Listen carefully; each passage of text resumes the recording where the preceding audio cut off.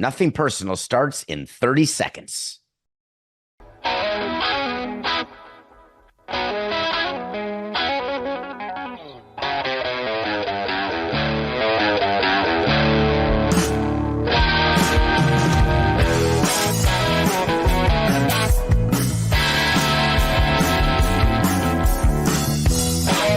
It's just business.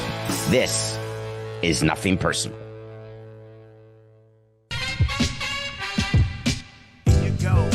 Here you go.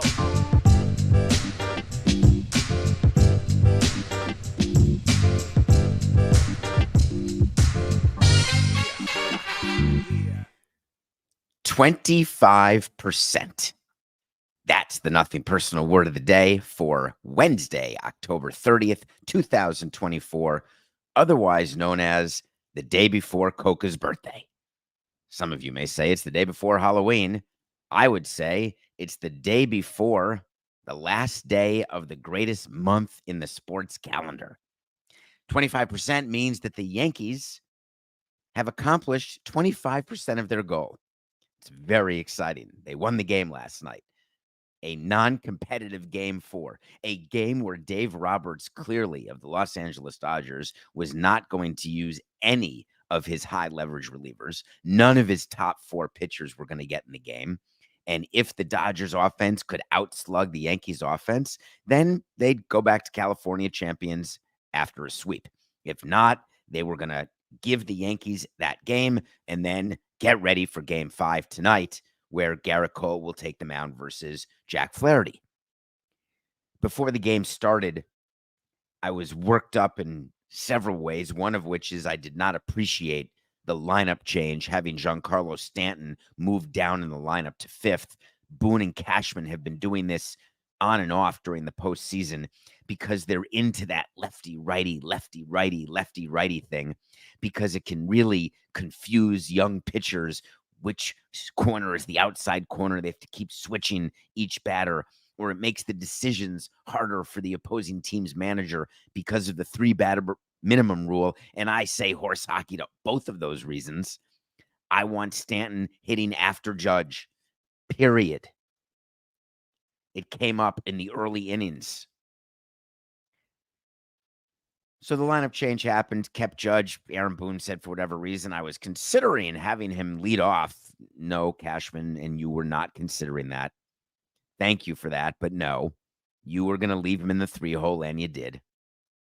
Dave Roberts heads into that game with his plan, and he was going to stick to it no matter what. Rick Riley, Sports Illustrated article type of sticking to it. Does that require a quick explanation there, Coca? I'll be very quick with 45 seconds. Rick Riley would do things at the end of Sports Illustrated, a little column in the last page. And one day he talked about a professional football player who was gone and didn't show up one night. And next morning he goes home and his wife says, "Where were you?" And he says, "I was asleep on the hammock." And his wife says, "Hammock? We haven't had a hammock in 3 years." And he said, "Well, that's my story and I'm sticking to it." Dave Roberts had a plan executed with Andrew Friedman. It is a plan to get one game in the next 4. So the Yankees start the game, and Freddie Freeman does something that is almost hard to imagine. He hit a 2-run home run in the first inning for the second day in a row, basically breaking every possible individual record. Nobody's hit a home run in 6 straight World Series games ever. He has.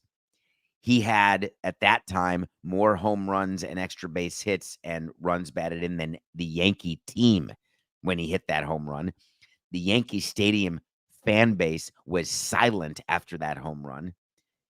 There was champagne being chilled in the visiting clubhouse of New Yankee Stadium at that point in the game. Early, of course. We're talking about top of the first. There's a concern that Aaron Boone's having that his rookie Luis Heel, who has command issues, who's walked the most batters of anyone pitching. We're going to have to go to our bullpen, all of our leverage guys today. And even if we can squeeze out a comeback victory, it means we're in real trouble for tomorrow's game 5. So all of that's happening. Then the Yankees come up to bat in the bottom of the first. Gleyber Torres leads off. A little Bartman-like foul ball, but to the right field side, not the left field side. If you know, you know. Go check the video from Game 6, 2003 NLCS. Little fly ball goes up. Over goes Mookie Betts, right field, foul territory, puts his glove out, catches the ball like the Gold Glove defender that he is. And the glove and the ball and his hand are resting on the top of the sidewall. At which point, you witness two Yankee fans wearing Yankee garb trying to rip the ball out of his glove. And I am not giving you hyperbole. They forcefully tried to open his clenched glove and get the ball out while the co-conspirator was holding on to Mookie's non-glove hand, making sure that Mookie couldn't use the non-glove hand to secure the ball in the glove of his glove hand. Never seen anything like it. Seen a lot of fan interference. People would say maybe benefited from the Steve Bartman interference, but you've heard me talk to you about how that's not the case. We talked just recently about the interference on Torres' home run that was a double back in LA earlier in this series. This fan interference was like nothing I've ever seen, and they're writing about it now.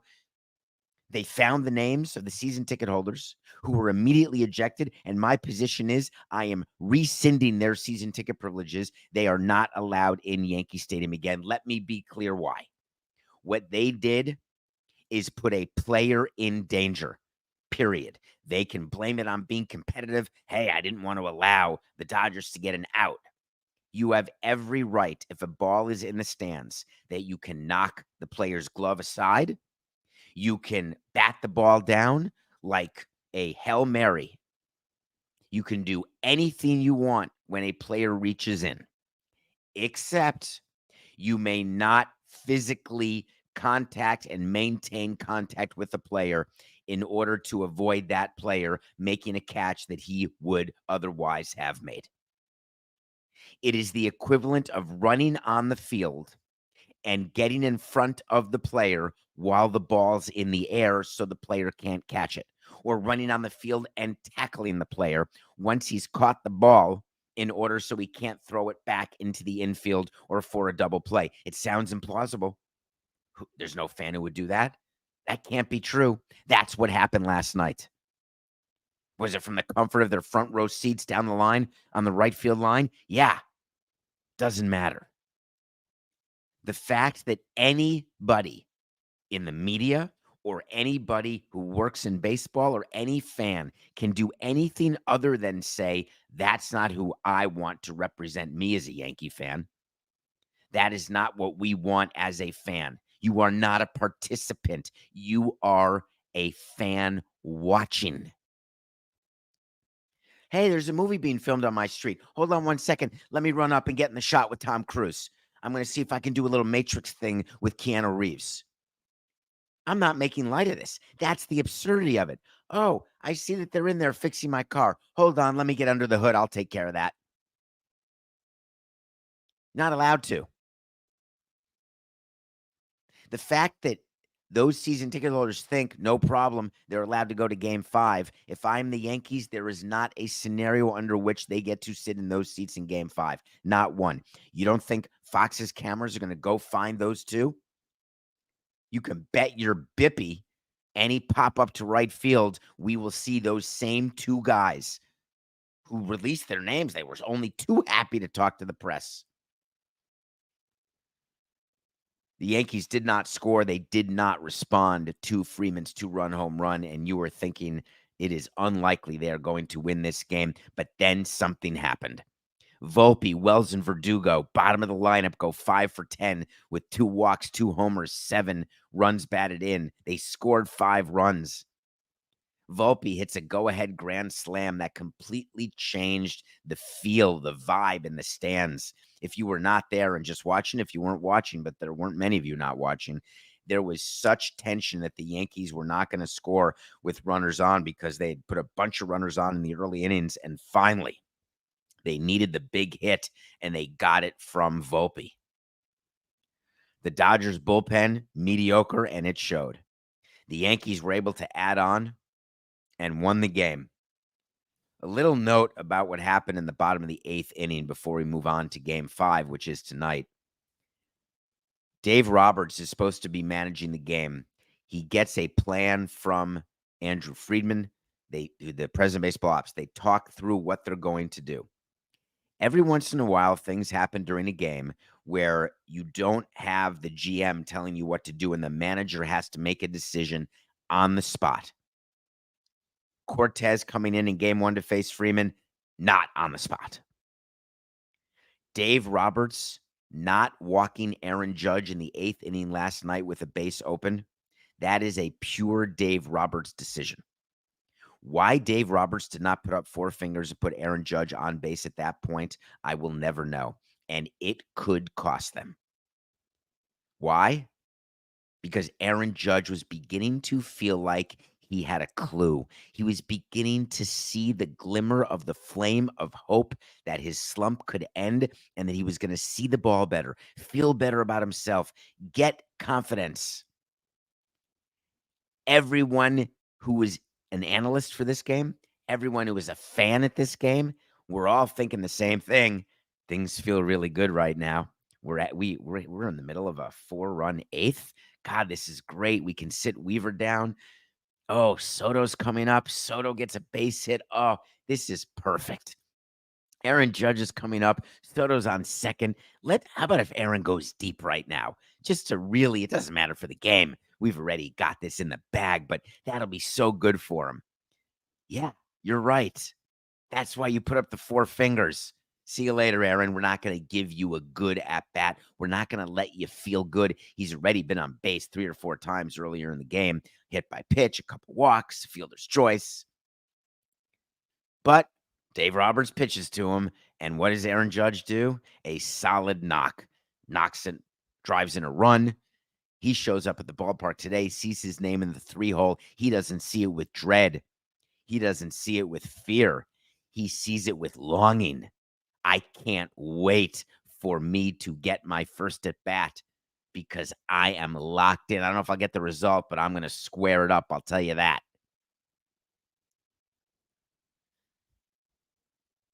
Game 5. Game 5. The Dodgers win tonight. They win the series 4-1. It's a blowout series. It doesn't live up to expectations. If the Yankees win tonight, all of a sudden you're going back to LA, going for a game 6, and you're like, whoa, we got ourselves a long series that all of a sudden has had great drama. All of it in the balance for one game. Strange, right? Usually a game 5 has the most drama when this series is tied at 2. You go to a game 5 and then you get to do the stats. Whoever wins game 5 following a tie goes on to win a 7-game series 69.9% of the time. Well, we already have the stat that when you are up 3-0, you don't even get to a game 5 21 out of 24 times. I think the last time a team won a game 4 down 3-0 was 1970, like 9 3-0s ago. It's not much drama, but it happened, which now leads to another statistical funny anomaly, which is, hey, the Yankees have hope. All they got to do, they don't need to win 4 in a row anymore. It's like the coin flips. They only need to win 3 in a row. That's it. To win 3 in a row, you start tonight with Garrett Cole. The key to the Yankees winning this game is going to be depth. Cole he did 88 pitches, got him through 6 in game 1. I'm taking the over. I don't know. There's a line for this, Coca. I bet you DraftKings, where you could be watching me live right now at 10:14 a.m. Eastern. I bet you DraftKings has a line, an over-under for Cole outs. Let me guess what I think the line is, Coca. I don't know if you'll be able to get it while we're doing the show live on the Nothing Personal with David Samson YouTube channel. Please hit subscribe. Thanks for watching. And if you're listening, thanks for downloading and everything else you do. I would guess that Garrett Cole's over-under, Walker Buehler's over-under was 14.5 when he pitched in game 3, which means they didn't think he'd get to 5 innings. I'm going to say that Garrett Cole's over-under is to go 6 times 3 is 18 plus 1. 18 and a half outs is going to be, it's 17 and a half. Missed it by 1, Coca. So they're saying Garrett Cole's not going 6 over. Because if the Yankees are going to win this game, he's got to get through the full 6 innings, period. In a dream scenario, they go Cole right to Weaver. They don't even mess around with Canely or Holmes. 2, if they do have to mess around with Canely or Holmes, they've got to be a bridge to Weaver, and they've got to do it right. The bullpen yesterday, the Yankees bullpen was outstanding. They pitched 5 innings, gave up 1 hit, 1 walk. That was like the bullpen of old, early postseason. That was a key to victory yesterday. They need it again. The last key, if you're the Yankees, we're going to talk about Soto and Judge for sure. We're going to talk about Stanton for sure.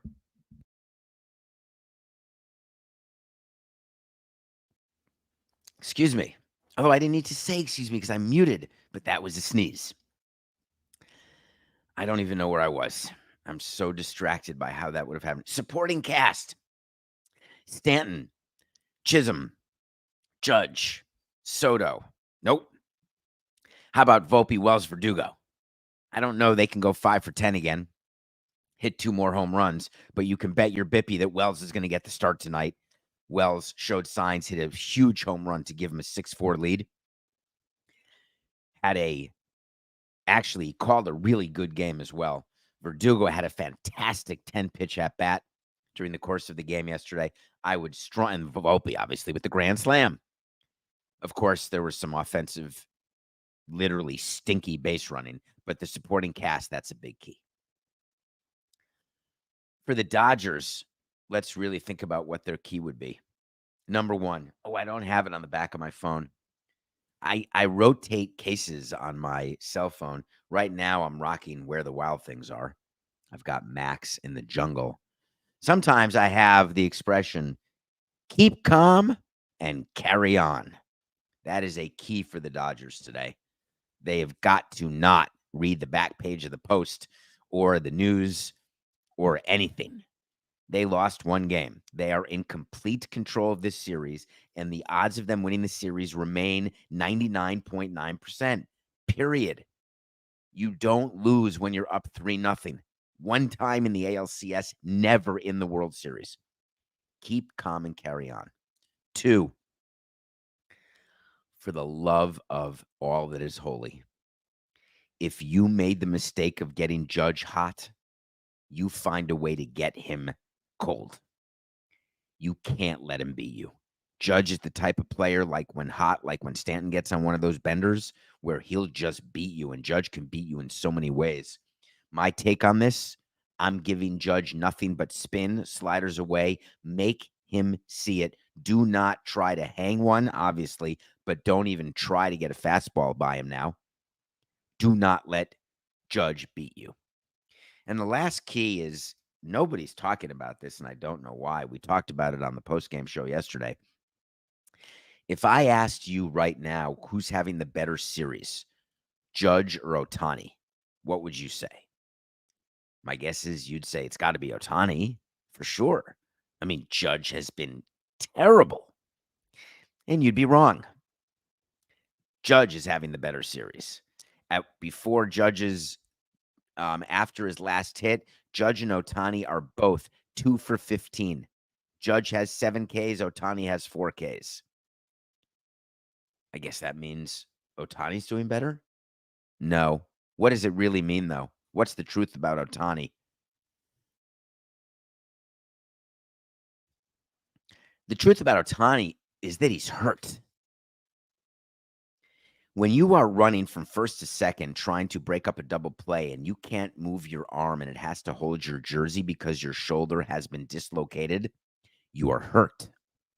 When you're at the plate, we can say all we want that his kryptonite is the down and away and that he misses those on a continuous basis. Okay. Ohtani not being 100%, it's all fun and games when you're up 3-0 and you just say, hey, I want his presence in the lineup. It makes us all feel better. It's just imposing because you feel like at any moment he could do anything. And when you're rolling over the lineup with Edman at the 9 spot, you get back to Ohtani and you just feel like good things are going to happen, except they're not happening. Yeah, he got a base hit on sort of a weak line drive, more like a short fly ball between left and left center field last night. Ohtani's got to be healthy. And they're doing work on the arm. They're giving him as many drugs as possible, but it is very important for him to be healthy and to produce. So we do have a game 5 coming up, and my guess is you're asking me, who are you going to pick? Well, nothing personal pick of the day. We got it. We had the Yankees yesterday. We are now 150 and 158. If you remember what my series pick was, it was Yankees in 7. Well, it's game 5, which means I need a team that hasn't already lost 3 times to win to keep the series going. Of course, I'm going Cole and the Yankees. The Yankees are in a funny position because the traveling secretary for sure had on the board after last night's game, bring suitcase to ballpark. Had an itinerary printed out already for LA, which included flying to LA after the game tonight. It included staying in LA Thursday, Friday, Saturday, flying out Sunday with the trophy. So what the traveling secretary does is tells you how many pairs of skivvies to bring. Not to lose a game 6, not to not play a game 6. You bring enough clothes to be there through the end of 7, which is what you need to do in order to win the series. So the Yankees will show up to the ballpark today with their suitcases because they're going on a road trip. LA, of course, will also show up to the ballpark with their suitcases. They will check out of their team hotel because they're flying back to LA either way. So Dave Roberts is saying, hey, we got to fly back. Let's not make them fly back. Let's be nice to our fellow players. Let's win this now. You do not want to go to a game 6 because you don't want to hear my takeaways and what my possible recap would be for a game 6. So that is the nothing personal pick of the day. We've got the Yankees over the Dodgers. This World Series is getting more interesting because the Yankees won game 4. It will get more interesting yet if they win game 5. And then, of course, we hit maximum frenzy if they win game 6 on this Friday night. It is already known that the ratings for this World Series have been improving. Best since 17, best since 18. We're done with 19. Forget COVID 20, but 21, 22, 23. No, we're back to the Astros, Dodgers. We're back to the Red Sox. We're back. This is critical. Well, one of you asked me a question about it. You know what I want? I want to talk to Samson. So you want to talk to Samson? Get into my Twitter at David P. Samson or davidsamsonpodcast.com. I try to answer as many DMs. My DMs are open. You have a way to email me through the website, which has all of our content and all of our merch and all of our tracking documents. You can see the wait to sees and the picks of the day. We love being accountable to you as our audience. That is how much I love and respect you. David, let's talk ratings. Oh, you really know how to talk to me, baby. Let's talk ratings. Can you believe game 3 beat Monday Night Football? All caps, by the way. That's funny. When you put something in all caps when you're typing, that means you really want the person to focus on those words, which is interesting because with no modifier, I mean, I could just yell Monday Night Football. Like, why wouldn't I also capitalize ratings in that sentence? Can you believe game 3 beat Monday Night Football? You said it, but no wait to see. Well, I took your question because you're funny. The way you wrote the question is funny. And you also got it wrong. I actually did have a wait to see. And the wait to see was that Monday Night Football would beat the World Series. That was just 2 days ago, October 28th. That was my wait to see. So I'm a no. I revisit wait to sees when I get them, when I don't. Wait to see Monday Night Football will still beat the World Series. Well, the World Series drew about 13-6 and Monday Night Football 13-4. Or maybe it was 13-8, 13-6. It was 13 something to 13 something, about a 200,000 person difference. This is what we had flagged for you when the World Series schedule came out, that Yankees Dodgers was the only combination of teams from the Final Four. Mets Guardians, Mets Yankees, neither of those would have been able to beat Giants Steelers. The fact that Yankees Dodgers beat Giants Steelers is press release worthy, but it was helped hugely by the fact that Giants fans and Yankee fans are often in the same body. And if you are a Giants fan and a Yankee fan, as a matter of fact, we can ask our own Sarah. You are a Giant fan, huge, a Yankee fan, huge, a Ranger fan, huge. All three were playing the same day, the same night. Who are you watching? And the answer, most assuredly, is I'm watching the Yankees in the World Series. It doesn't even matter to me what the score of the series is. I'm watching the game. So that really did help the numbers. The size of the market, LA and New York, that tremendously helped the numbers. But I do know that what I'm waiting to see today, and I can't imagine it's not ready, and I haven't been able to look yet. So maybe it's come out, but I promise you, Diego, hand to God, I have not seen it. MLB and Fox will release something. I was looking at the game yesterday during the Stand Up to Cancer segment, which is always the most meaningful buzzkill part of a World Series Game 4, where everyone from umpires to players to everyone in the stands is holding up a card. We all know someone whose lives have been impacted by cancer. We all know it's not even 2 degrees of separation. My guess is everyone listening to the show has 1 degree of separation, if not 0 degrees of separation to cancer.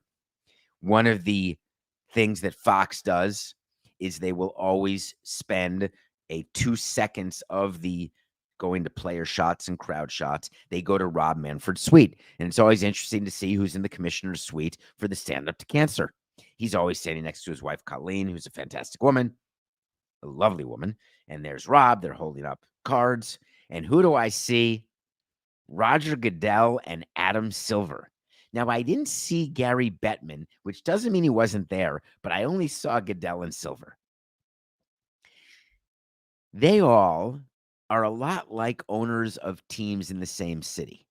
They pretend that they like each other, but they are really competing against each other. It is amazing that Adam and Roger wanted to go to the game in New York. They certainly wouldn't schlep to Kansas City. Don't get me wrong. Who would? Yeah, me. I would. It's fantastic in Kansas City. But you didn't see the commissioner with a suite full of people anywhere other than where the commissioners live, because it's not like the commissioners say, hey, I'll get on my private plane to go to your World Series game. No. Now, funny enough, I ran into Rob Manfred the last time at a game. He was just at a Knicks playoff game at the Game 7. Who did the Knicks play in Game 7 last year? I want to say it was the Pacers. And the commissioner was there as a fan of the game, not sitting with Adam Silver. And I love that. But this was a far more calculated invitation and acceptance of invitation by Roger and Adam.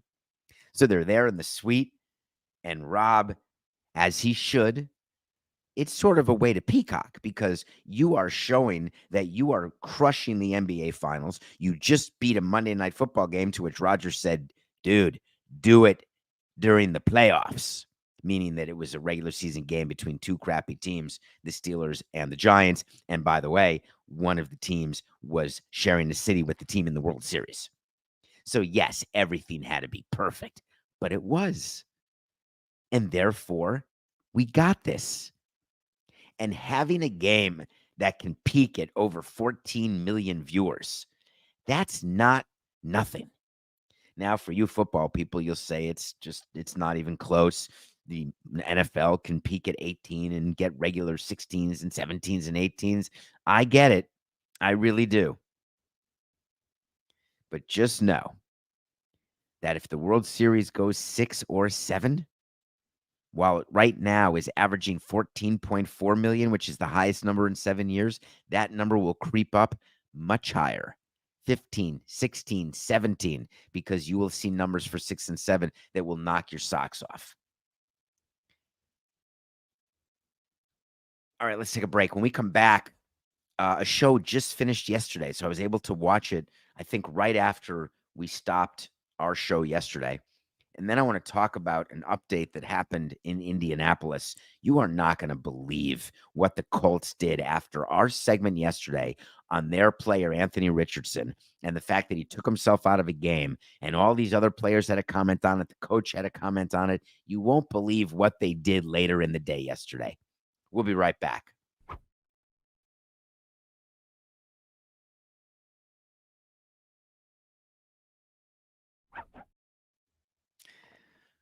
Welcome back to Nothing Personal.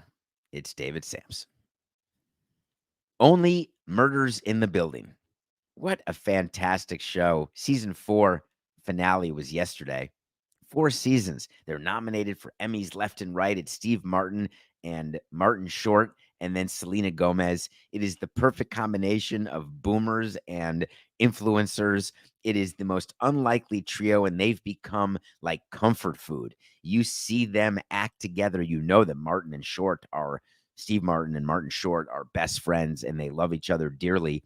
We reviewed the Steve Martin documentary. It's they tour together. They've done so many reps together that their timing is perfect. They know what each other's going to do. It's like Magic Johnson working with, Kareem. They just know each other that well. LeBron and Wade and his statue maker. There's just such togetherness. And then you think to bring in Selena Gomez and then pepper it with all these different guest stars who are famous, from the most famous Kansas City Royals fan, Paul Rudd, to Tia Leone makes an appearance. Meryl Streep is a major player on Only Murders in the Building, coincidentally in a relationship with Martin Short. It's so well done. What are the odds that there are this many murders in a building? It was never meant to go this many seasons. But there was a 4th murder this season. They solve it. They've got Molly Shannon, Ron Howard. Just, you can't imagine where this season goes because the budget has increased so much because it's so successful. And then when you think it's going to be over in season 4, because I hadn't read it was renewed for season 5, which I assume it has been, and I just missed it because the end of the season is the beginning of the next season. Spoiler alert, there's another murder in the building. I mean, what are the odds? Now it's beginning to belie credibility. There's going to be 5 murders in the same building in New York City. I mean, we're talking about an A building in the mid Upper West Side on Central Park West. I'm just throwing it out there. I don't think there have been 5 murders in any building combined on any block. But we've got a TV show, and believe you me, there's going to be a season 5. If you have not watched season 4, this is my highest recommendation. If you haven't watched any of the show, I am so jealous of you because you get to go back to season 1. Enjoy it.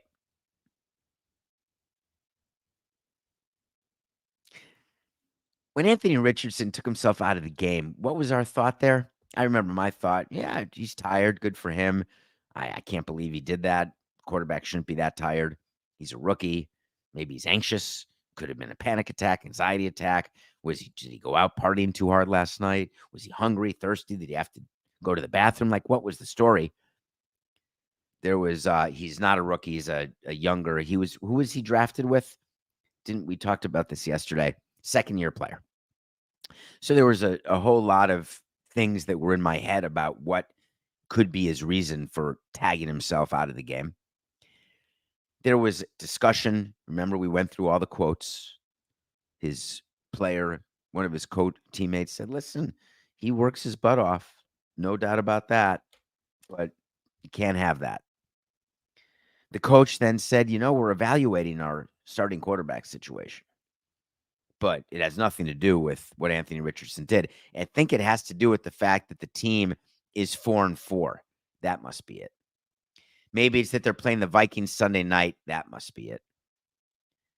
Maybe that they're just so close to the playoffs in their mind that they wanted to start to evaluate the quarterback because now they're close to the playoffs at 4-4 as opposed to being 2-6. But either way, yesterday, after an exhaustive evaluation process where Chris Ballard, the coach, and Shane Steichen, the coach, and Chris Ballard, the GM, they got together and said, we've got a plan. Let's start Joe Flacco. I'm sorry? You're benching Anthony Richardson?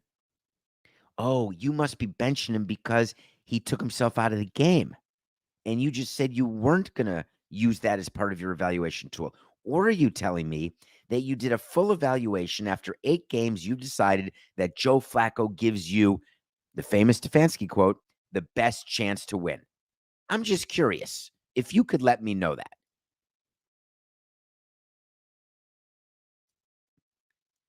The irony is that by evaluating the quarterback situation in Indianapolis prior to this Sunday night Vikings game, and by benching Richardson in favor of Joe Flacco, what exactly are you saying to Richardson?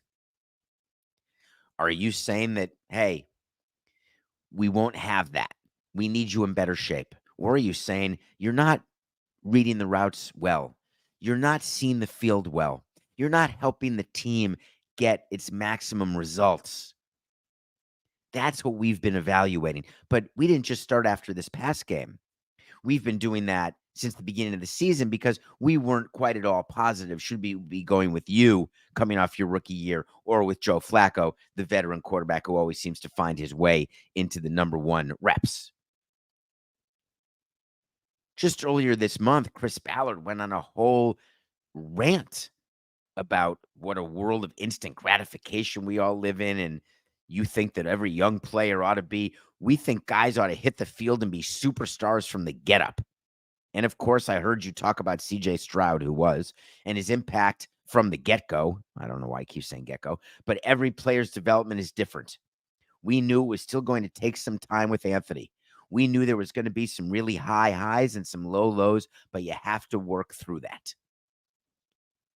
So what was the event that happened that was too low that it wasn't counted as a low low?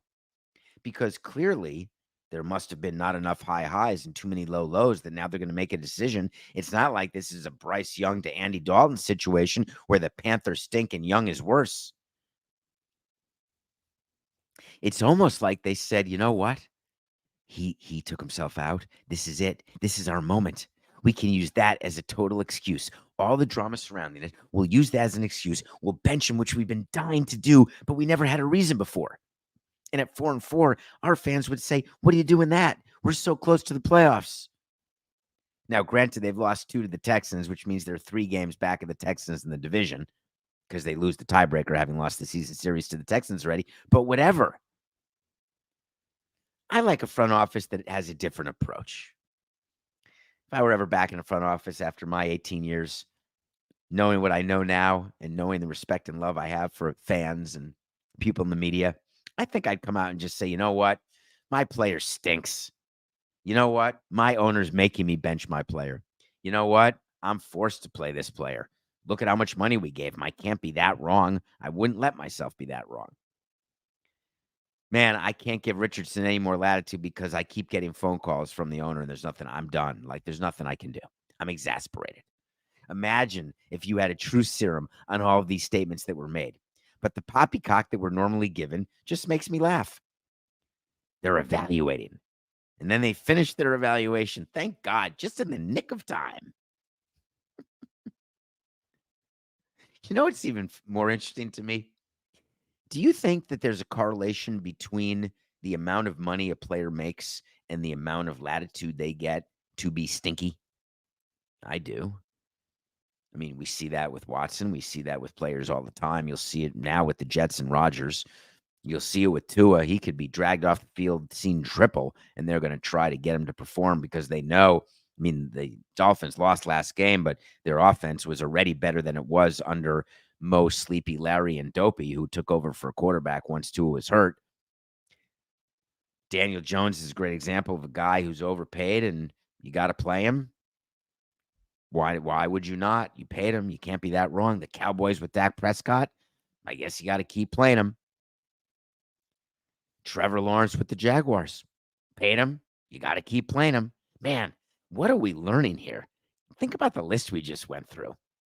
Wouldn't you rather have a young quarterback be good before you have to sign him long term, let him go and find the next young quarterback, than drop a 50 large on a quarterback who either could get hurt or become ineffective and make it so you have terrible cap situations so that you have to pretend that you don't want to sign Derrick Henry because you have the wrong offensive scheme?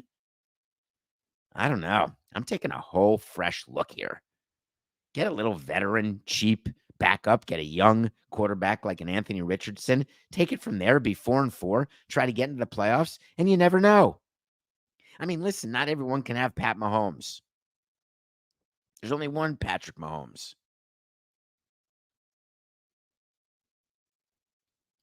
Meanwhile, as I was watching Adam Silver in the commissioner's suite at Yankee Stadium last night, I was thinking about, hey, Adam, how do you like your game, Adam? Because Rob Manfred would say to us and Bud Selig, how do you like your game, gentlemen? Just kidding, Pam. I see there's a woman here. That's when Pam Gardner was the president of the Astros, was the one woman in the room, and she'd always be called out, hey, guys. Oh, and Pam. So terrible and ridiculous. Now it's just there's plenty of women running teams, although I don't think that's true. I think there may only be one with the Marlins, maybe a second. No, there's a woman, I believe, who Rubenstein hired to run the Orioles. Anyway, I digress. Adam Silver, does he look out at his owners and say, dudes, do you like this game? Because it's total chuck and duck. And I don't mean Barkley, and I don't mean Daffy. I mean, everyone's just shooting threes. What would Alex English be doing today? What would Kevin McHale be doing today?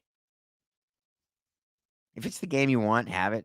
Shooting 30% from threes with 20 seconds left on the shot clock when it's a possession game and you're trying to hold the ball. Don't worry. I'm going to drive and kick it. Like, it's really hard to figure out what they're doing.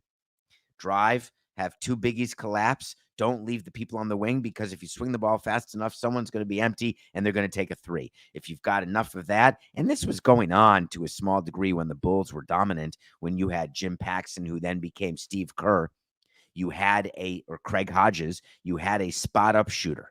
A spot-up shooter was there when needed. It wasn't the focal point of the offense. Now that's what it is. So I wonder whether Adam Silver was thinking about the game, or was Adam Silver looking out at the baseball field and looking at the stars playing in his NBA in the World Series, Ohtani and Judge and Stanton, all the big boys, longing for the days of guaranteeing that his top stars would play in the NBA Finals, trying to figure out, what do I do about all of my superstars who never play? These baseball players have 162 games and they're playing $150 of them. What is going on here? Earlier in the day, the Sixers got fined $100,000 by Adam Silver. They got fined because Daryl Morey, who's their president of baseball operations, you know Daryl Morey, he's the one with the Hong Kong correspondence, that issue. Why NBA doesn't do business in China, but they do, wink, wink. He made some public statements along with their head coach, Nick Nurse. Nick Nurse, the world champion from the 2019 Raptors, who's been parlaying that. Who would ever win one world championship in their whole career and be able to parlay that forever? Who would ever be able to do that? It's almost absurd. Though winning one, it's damn good. Come on, Coca. Day before your birthday. Did you get where I was going with that? Mr. One Ring Samson, chasing two forever, not coming even close. So the Sixers get fined $100,000 because of this load management and what you have to do to disclose Joel Embiid's health status, and that what they did was inconsistent Now, it doesn't mean that he violated the player participation policy. Don't forget, that's the one where you have to play in national games, but there's some exceptions. Like if you're super old and you've played a lot, then you don't have to play. But if you're not super old, then you have to play in the national games. And Embiid and Paul George, the two of the big three in Philadelphia, haven't played one game this year. Joel Embiid and Paul George have publicly said they're not going to play back-to-backs. Ben Simmons of the Nets, why he's even in a conversation of a big anything. He's a big nothing. He won't play back-to-backs.